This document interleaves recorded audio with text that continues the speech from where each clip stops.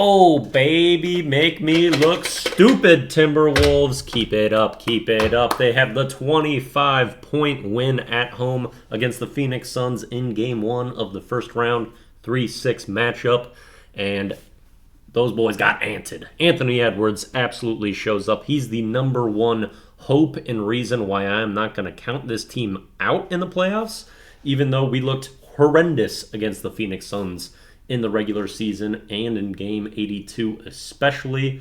I even was thinking, I would predict Suns in 6 is the most likely outcome. Not going to say that would happen for sure, and not even going to fully back off that in the hopes that the Timberwolves are just going to prove me wrong viciously and adamantly like they did tonight.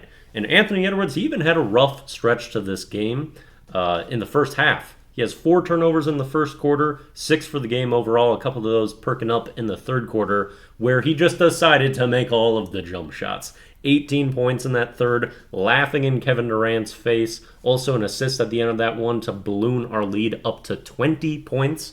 And he was monstrous in the second half, closing that one out. First half, also good defensive pressure, getting some steals and keeping things up on that end. But he was a little not composed and losing the ball on a lot of drives, taking some tough looks. However, with this dude, it doesn't matter if he has some adversity because he can just spark and go alpha mode, become unstoppable, and we got that today. I wore the shirt to try to conjure up some of that, and thankfully it did happen. And this dude has been a playoff performer of special proportions in the previous season against the Nuggets, and now to start off in Game 1, and that's why you've got to have hope. And you've got to have hope with Jaden McDaniels, who plays a spectacular game in this one, especially the first half, two-way brilliance out of him. Some big buckets, 9 points in the first, none in the second, but his defense was insane. The one member of the big three on Phoenix side, Devin Booker, that has an off shooting night, was the person that Jaden was on for the majority of his time on the court, and especially to start the game. And you can give a lot of credit to Jaden for that length, the hounding ability that he had, and the brilliance of his defensive play. And not a bunch of fouls out of him, too, which is usually what will deter him from being an impactful player on the defensive end. So Jaden was spectacular, as was Nickeil Alexander-Walker off the bench, 18 points. His two-way play was also incredible. Gets 4 steals in this game. A lot of momentum plays out of Nickeil, big jump shots, and also in that first quarter, just 5 or 7 quick points that he had that were very important. And the bench punch from the Timberwolves was huge in this one. One bench note for us, though, Kyle Anderson gets kneed in the hip by Bradley Beal in this game.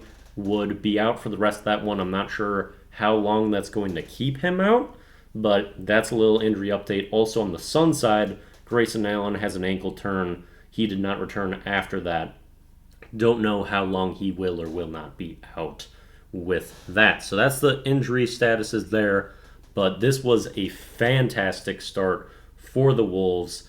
And it also came in like one of the worst Mike Conley games you're going to see. He talked to the team about the urgency he was going to bring, how selfishly he wanted this playoff run so bad, and really making sure to value that and realize how special the opportunity they have is.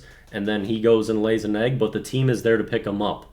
And you got to feel so good about that, because I know Mike is going to perform significantly better than that throughout the series. So we got, hey, Conley egg out of the way. I expect him to be a stud throughout the rest of this one. And I really would have hoped to see a little bit better decision-making or helping him to control things in that first half, because our stars were a little uncomposed. I talked about Anthony Edwards with his turnover issues. Also, Karl Anthony Towns, he was getting double-teamed immediately by the Suns upon touch.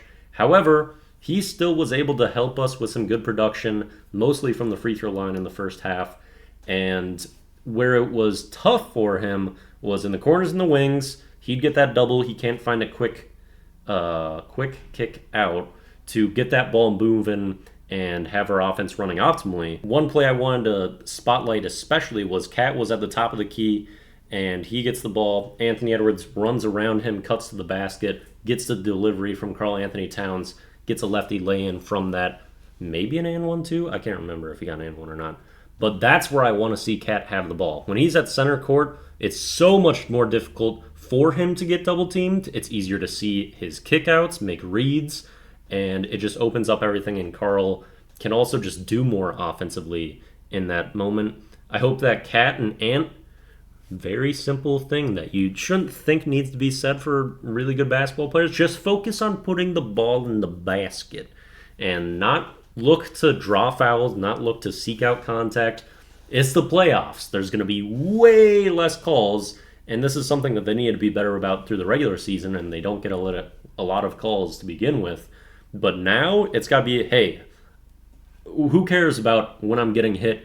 Who cares about any contact? I'm not going to seek that out. I'm focusing on getting this ball in the hoop however I have to. And a lot of Cat's free throws were actually from being in the bonus and some off-ball stuff, and he also got a either technical or 3 seconds in the lane free throw too. I think it was 3 seconds. And so we can't rely on trying to get to the line. Make sure we're focusing on hooping and scoring. Anthony Edwards, third quarter, there's the prime example. Yeah. Also got to say, Rudy Gobert, spectacular game. The worry about him when it comes to playoffs is usually that he could get played off the court if you go small ball because you think he can't move his feet, guard people on the perimeter.